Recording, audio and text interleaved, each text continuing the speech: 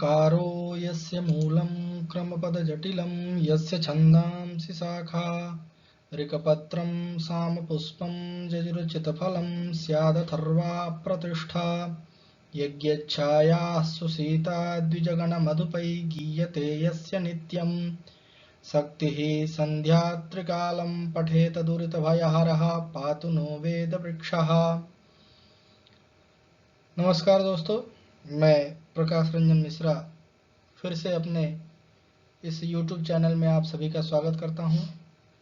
दोस्तों, आज हम पुरालिपि तथा अभिलेख पाठ के भाग 6 में हैं। कल हमने अशोक के 7 स्तंभ लेखों के बारे में अध्ययन किया था। आज हम उसी क्रम में अशोक का जो एक लघु शिलालेख है उसके विषय में आज बात करेंगे, और उसके अलावा जो 14 शिलालेख हैं उनके अलावा अशोक के कुछ और शिलालेख हैं, उस विषय को भी हम आज यहाँ आपके सामने उपस्थापित करेंगे।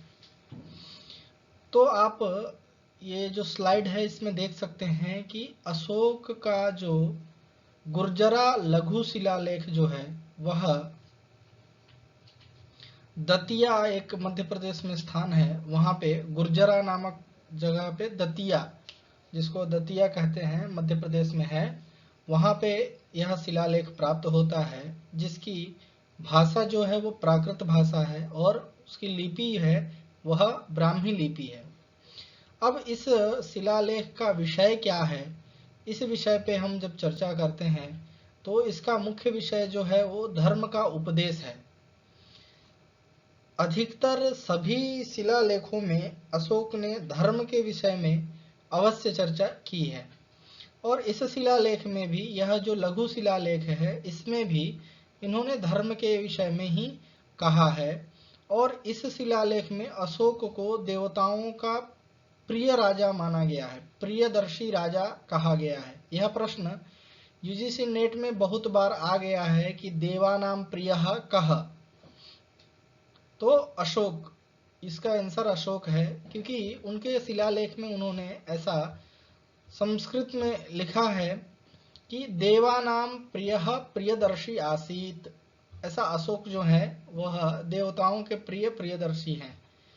तो इस शिलालेख में अशोक को देवताओं का प्रिय बताया गया है।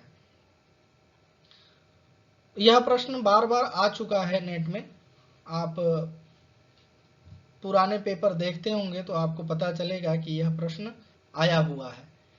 अब आगे चलते हैं। तो मौर्य वंश जो था उसके तीसरे शासक थे अशोक। मौर्य वंश के तीसरे शासक थे और देवताओं के भी प्रिय राजा थे।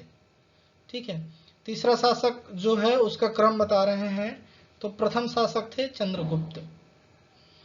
चंद्रगुप्त मौर्य, दूसरे शासक थे बिंदुसार, और तीसरा शासक जो हुए वह सम्राट अशोक हुए। तो इसीलिए मौर्य वंश के तीसरे शासक अशोक जो थे वो देवताओं के प्रियदर्शी राजा थे। अब एक अशोक का मास्की शिलालेख भी हमें प्राप्त होता है, जिसकी भाषा प्राकृत है, लिपि ब्राह्मी लिपि है, और मास्की रायचूर कर्नाटक में यह प्राप्त होता है। कर्नाटक में रायचूर जगह है, वहां पे यह शिलालेख हमें प्राप्त होता है। इस शिलालेख में मास्की नदी के किनारे होने के कारण इस शिलालेख का नाम जो है वह मास्की पड़ा है। यह जो शिलालेख है उसके पास से मास्की नदी जो है वह प्रवाहित होती है, इसलिए इस शिलालेख का नाम मास्की शिलालेख कहा गया। यह तुंगभद्रा नदी की सहायक नदी है, और यह मास्की जो नदी है वह तुंगभद्रा नामक जो नदी है उसकी सहायक नदी है। यहाँ पर इसी शिलालेख में जो है राजा देवताओं का देवानाम प्रियः अशोकः यह प्राप्त होता है। पहले तो कहा कि देवानाम प्रियः प्रियदर्शी आसीत, लेकिन यह जो मास्की शिलालेख है इसमें यह स्पष्ट हो जाता है कि देवताओं का प्रिय कौन था, तो अशोकः ऐसा प्राप्त होता है। देवानां प्रियः अशोकः ऐसा प्राप्त, इसी शिलालेख के आधार पे हम जो नेट में क्वेश्चन आते हैं कि देवानां प्रियः कः, तो अशोकः ऐसा हम आंसर देते हैं, और जो कि आंसर सही भी है। तो पहले में पूछा, मान लीजिए प्रश्न की तरह अगर हम देखें तो प्रश्न की तरह बात कर सकते हैं कि प्रश्न की तरह पूछा कि देवताओं का प्रिय राजा कौन है, तो मास्की शिलालेख में यह उसका जो आंसर है, उत्तर जो है वो स्पष्ट हो गया कि देवानाम प्रियः अशोकः, देवताओं के प्रिय कौन थे, अशोक थे, सम्राट अशोक थे।